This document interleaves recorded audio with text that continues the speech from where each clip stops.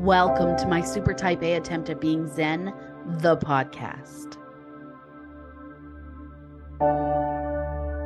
My name is Risha York, and I will be your host. If you are overworked, overtired, overstretched, overwhelmed, and just over it, you are in the right place.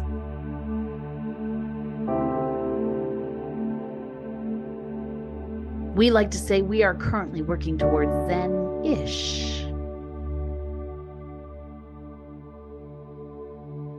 I'm thrilled that you've joined us. Let's see who will be supporting us on our path to Zen today.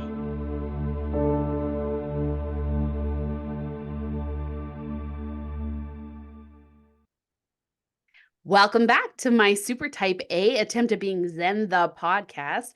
I am thrilled to have Dr. Lynn Anderson here with us today, and she's going to talk to us about all things fun and sex, which I know that's why you tuned in. So I'm going to give her a minute to introduce herself. Welcome, Dr. Lynn. Well, thank you. It's a pleasure to be here. So I'll just give you a little brief about me. I'm a naturopathic doctor, and usually when I throw that out there, people go, oh, what's a naturopath? A naturopath, what we do is we teach the natural sciences. So we believe that nutrition and exercise and sleep are the foundation of health. And then it goes off into light and color and different herbs and aromatherapy. So it's a big spectrum of the natural world. And in conjunction with that, I'm also a yoga therapist and also a karma master. I have been teaching and writing about and practicing karma yoga for almost 40 years. So that's kind of, and I am, my proudest thing is I'm the grandmother of three grandchildren. So that's my proudest thing. That's amazing. You do not look like a grandmother, by the way. Oh, thank you. So I'm so glad you joined us here today. You know, this has been a topic that a lot of the listeners have mentioned. And, you know, I think as we age too, the whole concept of sexual health is very rarely discussed, especially once we get into our menopausal spaces. And I think a lot of people struggle. You know, I've had very open conversations with girlfriends who are like, I don't know, like we've been together X amount of years and all of a sudden it feels like we're completely disconnected or not on the same page. And so why might we struggle to feel sexual or have difficulty connecting with our sexuality? Well, that's a big, big, broad question because there's so many different reasons for that. But if we sort of come back and we look at sexuality, sexuality is a drive. It's an innate drive in every one of us. And all it is about for nature, nature doesn't care about what you look like or any of that stuff. Nature cares about procreation. So that's the drive that's there. And I think that as humans, because if we step back from the natural world, you know, the natural world, animals and plants come together for that purpose, to procreate. With humans, it's totally different. We have emotions and affections and connections and all of that stuff that comes into play, which adds to, I think, the confusion of sexuality. Yeah, absolutely. Absolutely. So is that like, where does that confusion come from? Like, I feel like over time, obviously your sex drive changes, you know, like when I was a young person. So I'm openly bisexual and, you know, I spent most of my life, young adulthood, kind of dealing with that. It's a strange thing too, because you don't really fall in either camp. Mm-hmm. So, especially when I was younger, like the LGBTQ community, even though it like the B is in there, was pretty apprehensive to accept bisexual folks. And then as I get older, because I'm married to a man, I also get the question like, oh, well, so then do you have other partners? And it's like, well, no, I mean, it's a monogamous relationship, but it doesn't mean that I don't continue to be attracted to the same sex and opposite sex. Like, that attraction's still there, but your sex drive changes over time too, right? And I feel like when I was young, I was obsessed. It was like in my brain, as most teenagers, preteeny kind of people are, well Mhm. into my 20s. Um, but the family dynamic changes that so much too. Once you have kids, once you have more stress, more responsibility. So, what is that doing to our bodies that's sort of Mhm. shutting down that drive? Well, the first thing, nature, if you look at it, when we go through puberty, um, actually the ideal time for a woman to birth a child is somewhere between 14 and 16. And that's not psychologically, but physically, Right, and years ago, that's when women had babies was 14 to 6, because we didn't live that long either. right. But, that is very intensified at that point. And that's nature going, okay, this is the ideal for that sperm and egg to be at their height and da da da da, so that whole thing happens. But then you're right, as we begin to look at our sexuality, and sexuality is not just pure, even if you're heterosexual, it's not just a pure line. Right. You know, heterosexual people have tendencies towards different things, so the sex thing is very confusing for people because it's like, you have the religious part of it, that part that people have to deal with, the Yep. moral, ethical part of all of that. You have the society, which is telling you what is right and what is wrong. And years ago, as you said, when I was growing up, we knew that there were people who were not heterosexual, but that was they you did not that door wasn't opened. Right. And so it's changed now, and now we've come out, and now we can be more expressive with our sexuality. And just because someone has a tendency to be, let's say, bisexual, doesn't mean that's any different than a heterosexual who has their different nuances in their sexual. So it, Yeah. it becomes this big confusing thing for people. Well, I agree. And I feel like, we love to label things as a society. I think it makes us feel a lot more comfortable. But frankly, I've always really veered away from that, especially when it comes to sexuality, because why can't I just be true to the heart? Listen to my heart, listen to how I react, listen to my body, right? Mhm. Um, and I think we're seeing a lot more of that nowadays, now that people are way more open to LGBTQ community and way more supportive of, love is love. And so we start to see so much more of that. It also adds a lot more gray area, right? Like you Yeah. say, a lot more confusion. You don't have to fall into one camp or the other. You don't have to identify one way or the other, but that does get confusing because there are people who are struggling to find an identity in their sexuality. Yeah, you're absolutely right. And years ago, even if you had those tendencies anywhere, you had to go in.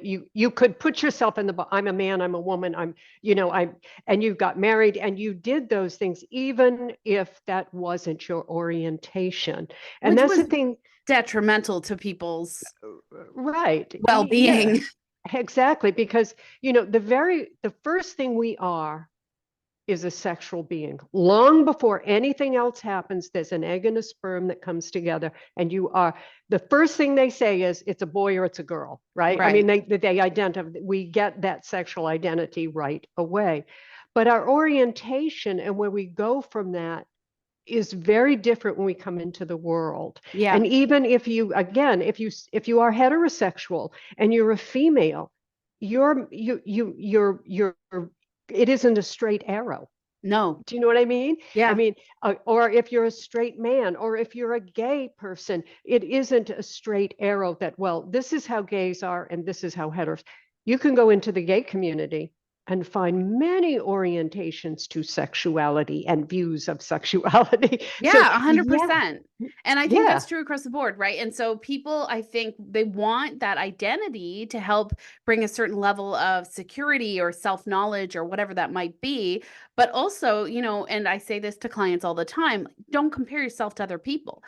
Your journey is completely separate and different than anybody else's journey. If we all decided at this exact moment to go to Paris, we'd all go there different ways, right, right? exactly. And Mhm. so are you basically saying like sexuality is the same thing? Everybody has their own sexual journey. No, and we have times when it is intensified. We have times when we are celibate, and Yeah. so and we choose to be celibate, and that's not a suppression of the sexuality. It's just diverting it in a different direction, Yeah. So there are many, many aspects that we go through, having children. I mean, you're a mother, I'm a mother. I know that, after you have a baby, the last thing you want is to have sex. I mean, Oh, you're in 100%. pain and you're tired and the baby and the hormones are all scrambled up. Well, Hmm. when you reach a certain place, if we think about it, nature says, all right, I don't need your eggs and your sperms anymore. Yeah. You're getting past that place. And that's why we go through midlife crisis. We go through menopause, and we also go through menopause. Men Right. go through that same thing too. It's just for us, it's much more dramatic I think because of, everything for us is much more dramatic. yeah, yeah. I've always said, take every man out there and let him have one period and one labor pain, and then we'll talk about life. And maybe menopause too, frankly. I've been dealing with perimenopause a lot lately, and it is awful. It's been awful. And I'm shocked that I had not heard more about this. Like, I remember watching my mother going through hot flashes, but I do not remember, I'm getting insomnia and headaches and mood swings and, randomly crying and hot flashes and I put a post on this group that I'm in Facebook the other day, and I was like, okay, give me your menopause and perimenopause stories. Like, I just want to hear about what's going on for you because I feel like the internet has too much to give, and I'd like to hear something from other people experiencing what I feel like I'm experiencing right now. And my one friend hopped on and said, well, today alone, I was going to divorce my husband, quit school, quit work, run away, get in a car, drive away, and never come back. I cried for at least 6 hours today. And then I gathered myself back together, decided I was going to stick it all out. And now I feel great. Yeah. And I'm like, yep, that sounds really familiar. Yeah, yeah. Well, hormones have so much to do with our moods. And it's not just the estrogen and the testosterone, because, we have a whole host of hormones in there, oxytocin, pheromones. We have all of this chemistry. I call it the cocktail that's in there, this big cocktail that everything sort of interacts with everything else. And when certain hormones go down, there's a shift in our bodies and in our mental processing. And that's that shift that we're feeling, Yeah. because when the estrogen's up, we feel sexy and we feel, we're up, and, there's a heightened, when the testosterone is high, we've got that tremendous drive. But when those start to go down, there's also, I think, I know I can say personally, and from different clients, there's also a part back there that starts to question yourself. Yes. Why am I not, why don't I have the energy I used to have? Why am I so sad? And we start to question ourselves, and we can get in there and start doing a tremendous job of beating ourselves up, Yeah. right? Yeah. And Yeah. we talk about this a lot in my practice too, because I run an online course called Lead Without Permission. And we talk about um, those moments where we tear ourselves down, where we're not being our own best friend. Mhm. Right. And I like to think of it sort of akin to that kid in the back of the class with spitballs. Like, there's something in the back of your head, like kind of being like, hey, and it's saying things that are not helpful to Mhm. you, your well being, your ego, Yeah. your Yeah. self worth. Right. Mhm. And we have to practice saying, like, hey, no, that's not true. Mhm. Right. Well, Like, pause. yeah, I was going to say, women historically, it's much different now, but we grew up, and I grew up in that generation where once you went through menopause, you were not a woman anymore. You were old. You were that was it. You went and you sat with the old ladies. It's Yeah. not true. And your sexuality was gone. And it also, there's always been a tremendous myth out there that it's women going through menopause that destroys the sexual life in a relationship. And I can tell you through experience, because I'm in my 70s, so I've been around the block. You know, all of a sudden men have this thing called erectile dysfunction, Right. and it happens. And historically, that was a wonderful way to kind of push the bedroom apart. Men Right. did a lot of, well, it's her. Well, was it necessarily her? Maybe Right. he couldn't perform as well. So women kind of got this bad rap when it came into menopause, where men are seen in midlife as virile, still virile, Yeah. right? Yeah. Viagra, why were Viagra sales up? It go fit, and Yeah. even young men in their 40s are doing that now.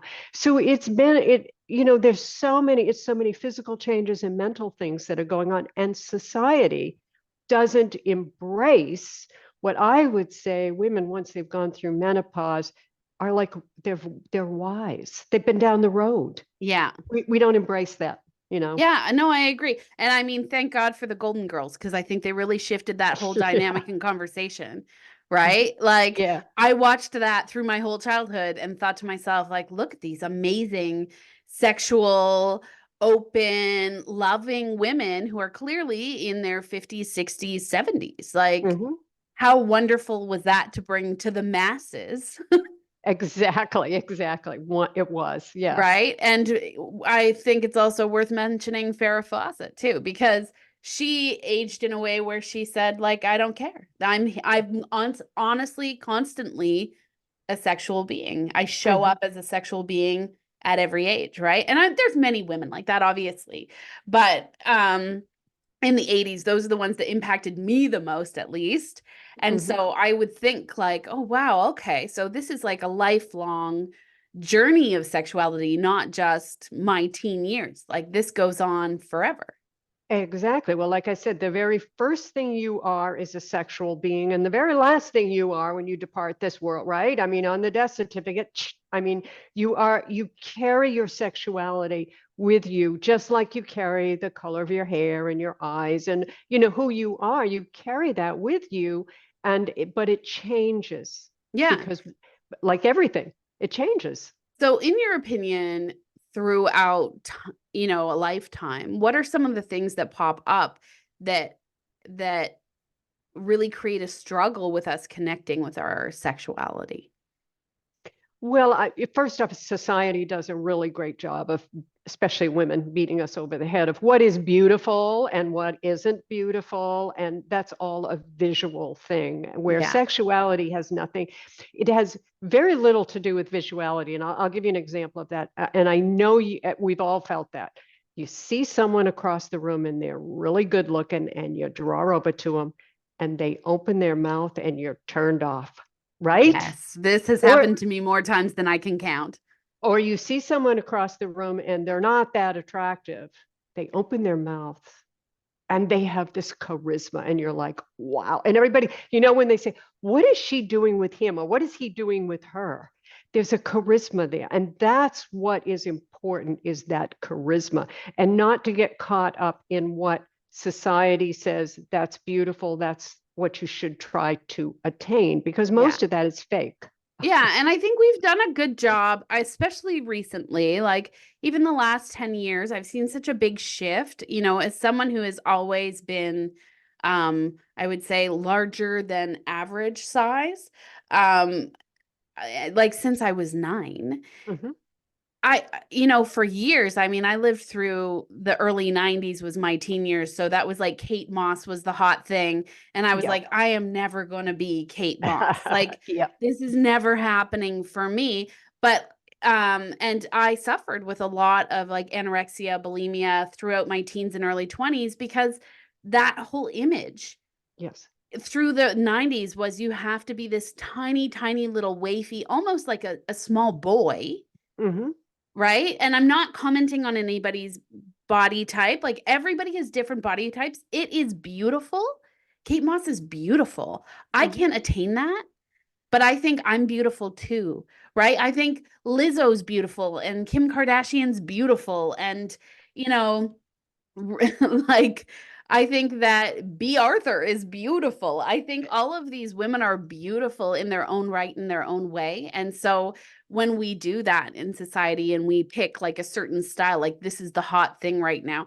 And I've heard young girls say things nowadays, because sometimes I teach this boot camp for teen girls, and they'll say things like, "Oh, my butt's not big enough," and I was like, "What? What are you talking about?" Like when I was your age, it was you had to be as thin as humanly possible. Now you have to be as curvy as humanly possible. But it's like, that whole speech from Barbie. I don't know if you saw it, Yeah. right? It's like, you can't be thin, but you can't be fat, and you can't be this and you can't be that. Like, there's no attaining perfection. And so, like, for me, I'm like, so let's wash our hands of the whole Hmm. freaking thing, right? Like, let's just, who cares then? We all get to show up as ourselves and love ourselves and think we are beautiful as the way we show up here today, right now, regardless of what you perceive as flaws or Hmm. differences, or right. Yeah. And I love how you're addressing this too, because I feel like as we age and have children, and currently I would say my body feels pretty alien to the body I knew 10 years ago, Hmm. Hmm. Yeah. right? Hmm. It's And different. trying to rectify that in my brain, where it's like, this is the body I knew for 35 years, and now all of a sudden, like, what is Hmm. this? Why does this look like that? Why do I have all of these marks and blemishes? And I can't do anything about them. They're permanently there, Hmm. Hmm.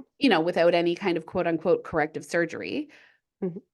But can we embrace them? Can we embrace them as part of the life journey and Hmm. still feel sexual, not feel gross or ugly or Right, right. Well, I have a lot of older students, that have followed me through the years, and I teach a proactive aging class and it's mostly older women that come to it, and we all, as you get older, we get those little flabs under here.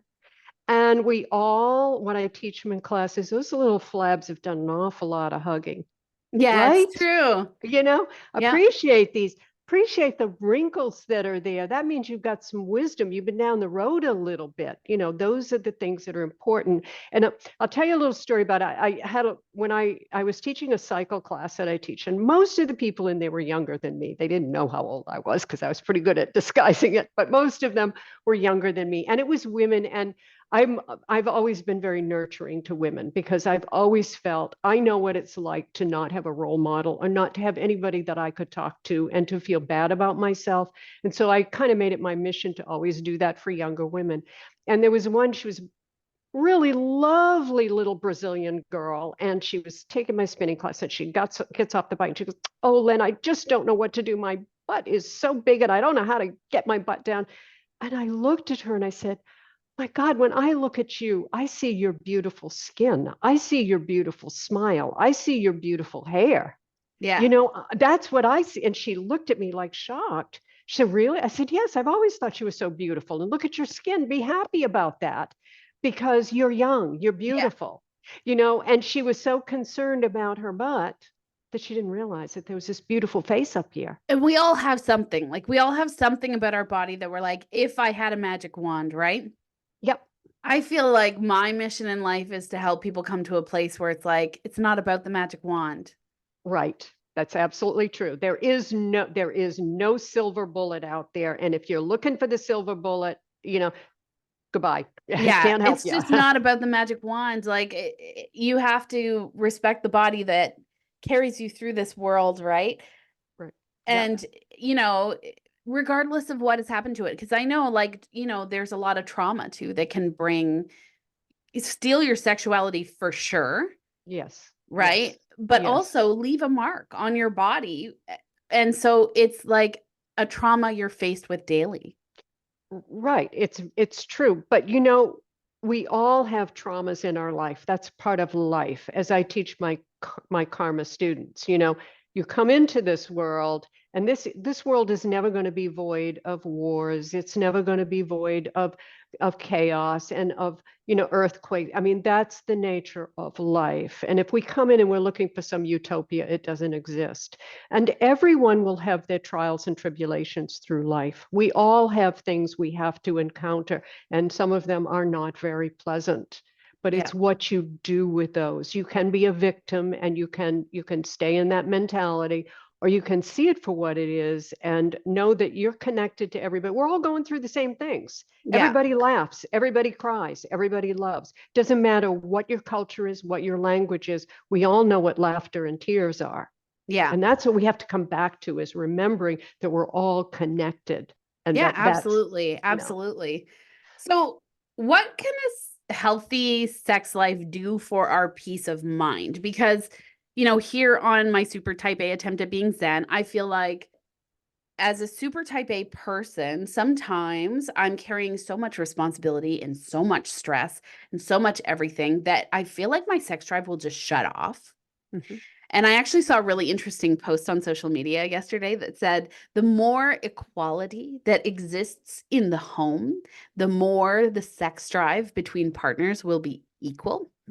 mhm, And I was like, isn't that interesting? Yeah, you mean what if I feel like I'm the maid, I'm not really going to feel like a sexual being. I'm going to feel like I'm the help. mhm. Yeah, yeah. Right? Which creates a different power dynamic, right? And Mhm, I was like, isn't that interesting? So, what can we do to get out of that frame of mind? Like drop some responsibility, feel a little bit of peace. And then mhm. also, what can a healthy sex life do for our peace of mind? Well, first of all, when you're in that high stress mode, that's nature's fight flight. And when fight flight comes in stress, your digestive system shuts down, your sexual system shuts down, everything shuts down, because there's only one thing: we're worried about survival. Right. I mean, so that is what happens when stress comes in, and that's why that whole on a physiochemical place, that your sexuality can shut down. Okay, when all of that stress comes in.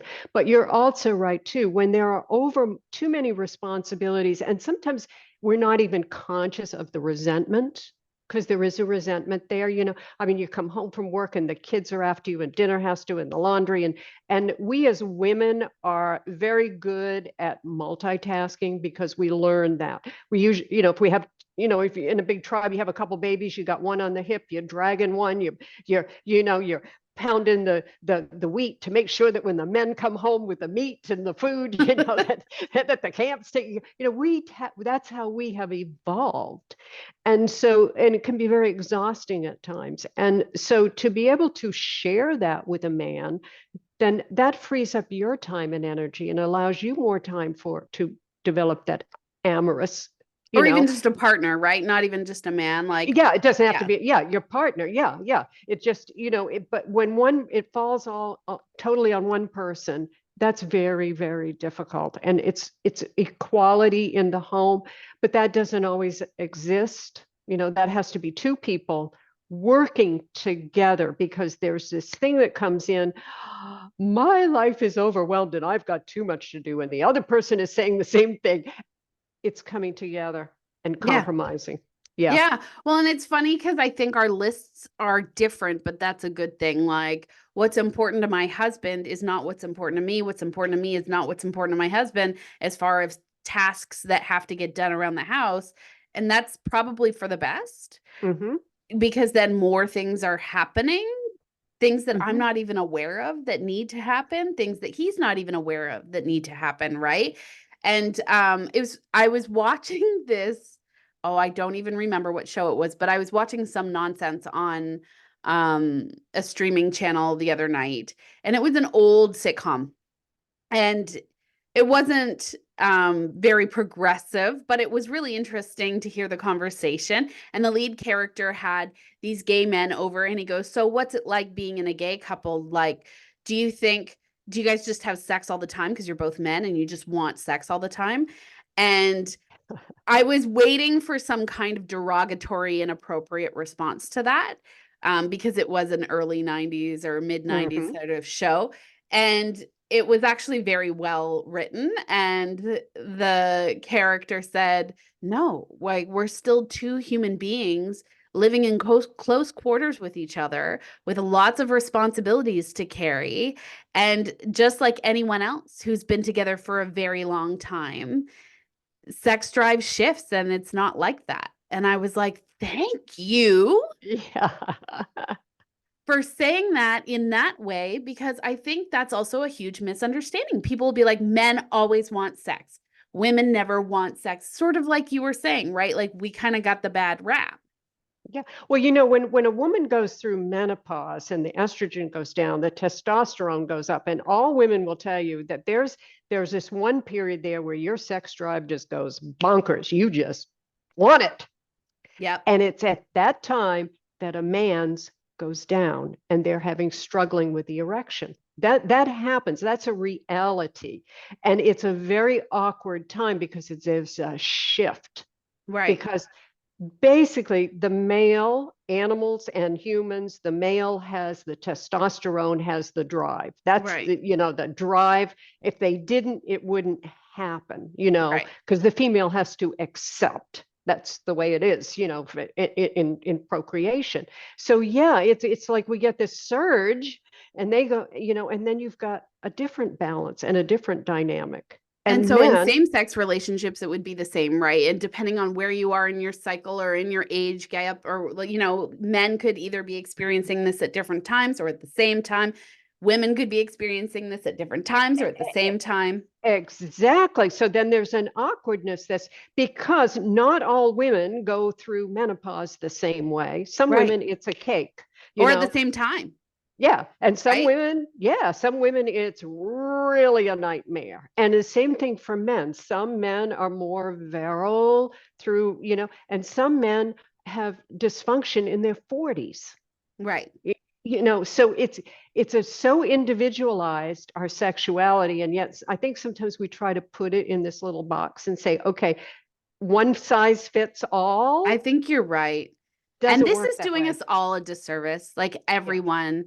When I sit and talk to my girlfriends, I'm not an oversharer as far as my sex life, but I would say, for the most part, and to protect my husband's privacy, I try not to overshare.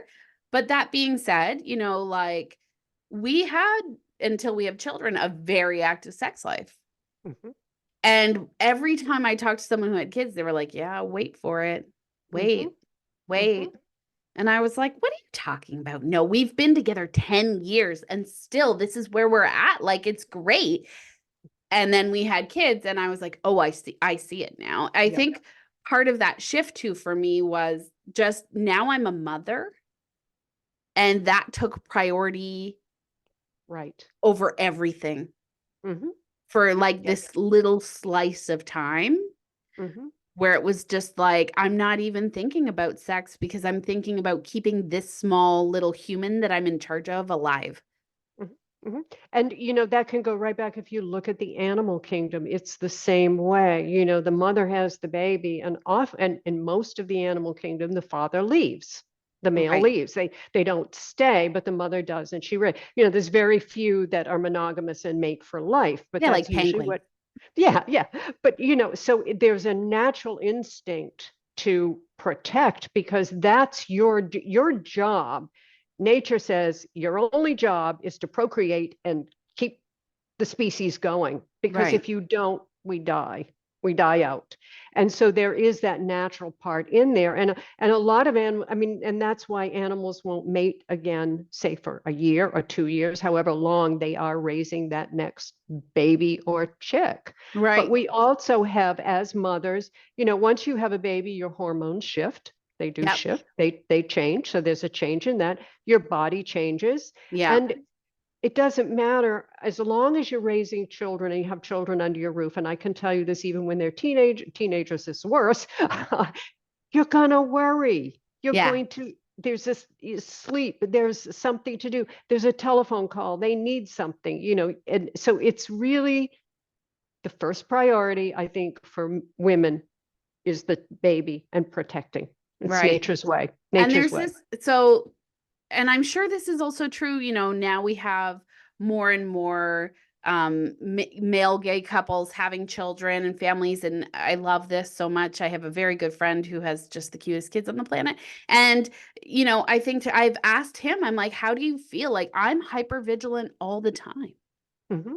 All the time. And my kids are almost 8 and 4. Hmm. So I'm still kind of in that super hyper vigilant stage with the 4-year-old where it's like, what are you Hmm. doing? Why are you climbing that? Where are you going? Why are you doing that? Don't touch that. That's sharp. Like, just being aware of where he Hmm. is. My almost 8-year-old, I can literally just sort of be like, he's good. He knows what to do. But then he's like, I'm gonna run down the street and deliver this thing. And I'm like, ooh, okay. Hmm. Be careful, watch for cars. And I'm like sort of peeking out the window to make sure he's okay. I understand that's gonna follow. And he said, oh yeah, I feel exactly the same way. And I said, do you feel like you and your partner have the same level of vigilance? And he said, no. He was like, I'm way more hyper vigilant than he is. It just is how we are in our relationship. And I said, so isn't that interesting? Like, I feel like when we have these partnerships, my husband and I are polar opposite temperaments. We are Hmm. completely different human beings. I think that's what attracted us to each other, in that he fills in the gaps I feel like I have, and I fill in the gaps that I feel he has. And as a result, we have this really beautiful partnership that is supportive and successful. And, the things that we built together, I don't think I could have done without him. I don't think he could have Hmm. done without me. Right.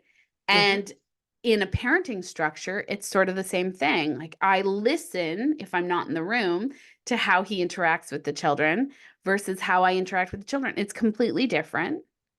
Hmm. I wake up at the sound of a pin drop. He can sleep through anything, Hmm. Hmm. right? It's just a different level of vigilance, but that vigilance has an overarching like stress that sort of just lives in my body, Hmm. Hmm. right? Well, males are, and again, if we go back, and we have to go back and look at nature. That's why I'm a naturopath, but we go back and look at nature. Males are the male species can shut off the emotion and have sex. Men are very different than women. Men can go out and have multiple partners very easily. I'm not saying that women can't either, but really kind of it's like that's the way males are. You take a male in a herd and he will impregnate as many females as he can. So for men, human men, it's much easier for them to just shut off the emotion and go with the drive, where women we're so much more complex. I mean, and I'm making a general statement here. Generally, women cannot just go with the drive. No, I can't. Like, Yeah. I'll say from personal experience, I can't just go with the drive. It's a very cerebral experience for me to feel sexual. Mm-hmm. And I've Mm-hmm. had very open conversations with my husband about that. I had very open conversations with a lot of men about this, because I'm like, so what is it for you?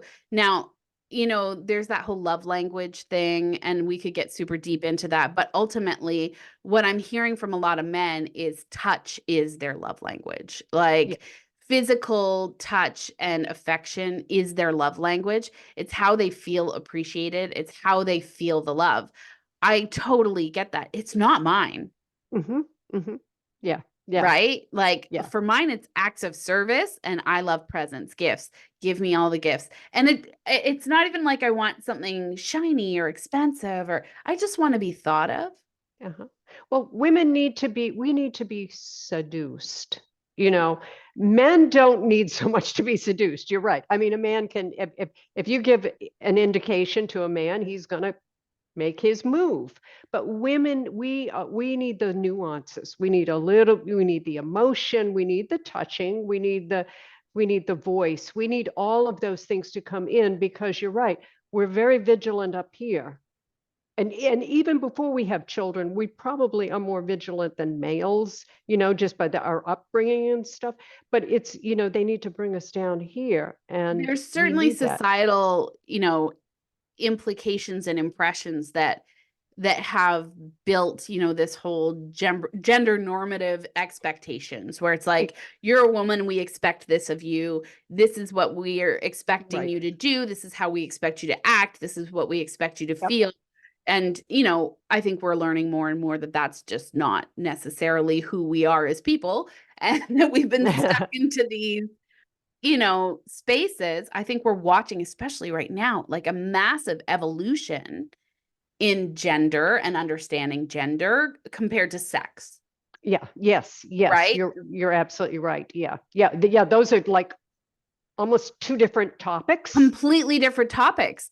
And Yeah. I Yeah. think when we're talking about that too, it also that gender relationship also helps define, like when you say generally women feel la la la la la. Well, yeah, but I also know a lot of men who feel that way. And then generally men feel, you Hmm. know, that touch is their love language. Yeah, but I also know a lot of very highly sensitive, very cerebral men that require to be wooed. They need that to get into that space. So, understanding that no one's expecting you to fit into a box. No one's expecting you to work one way or the other. Explore what turns you on.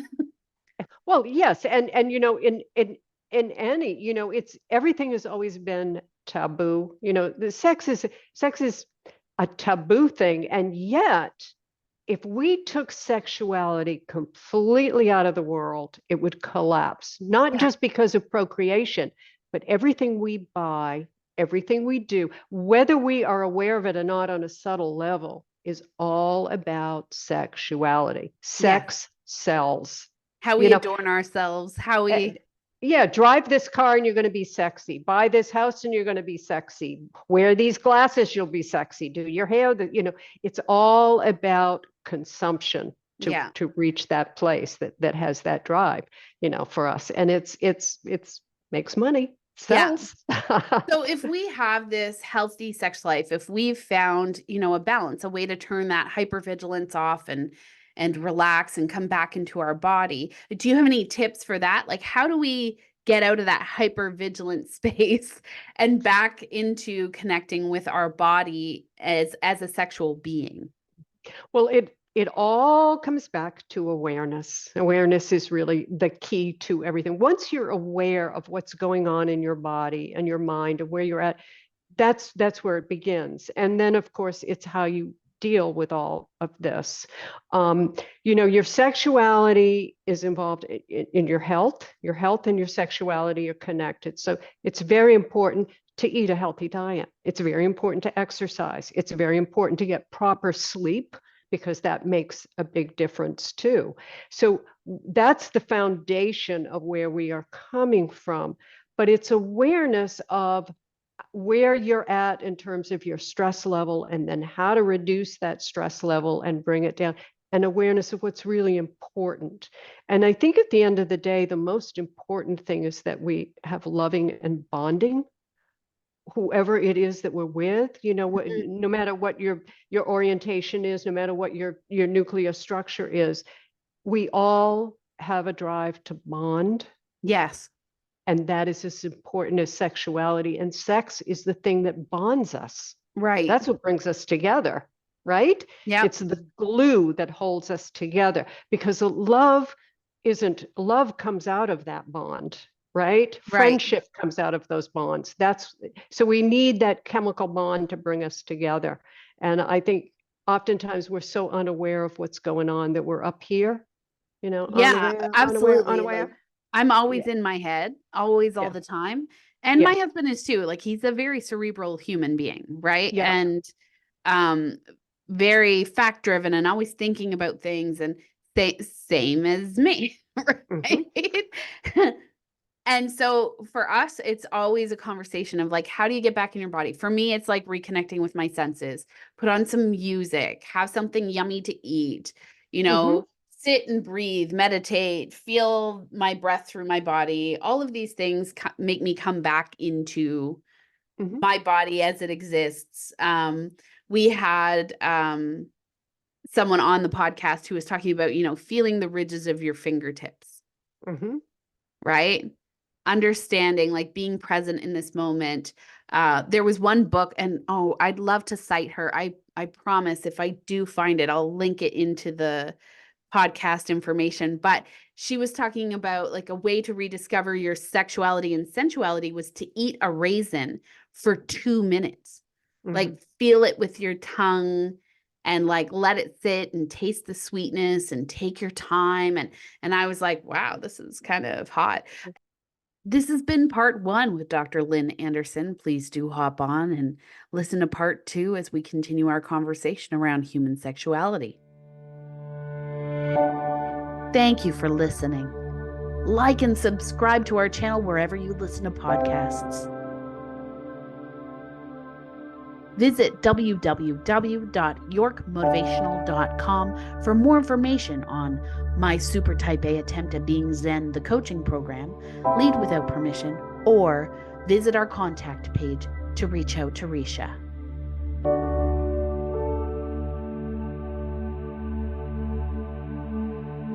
Wishing you all continued balance and fulfillment on your road to Zen.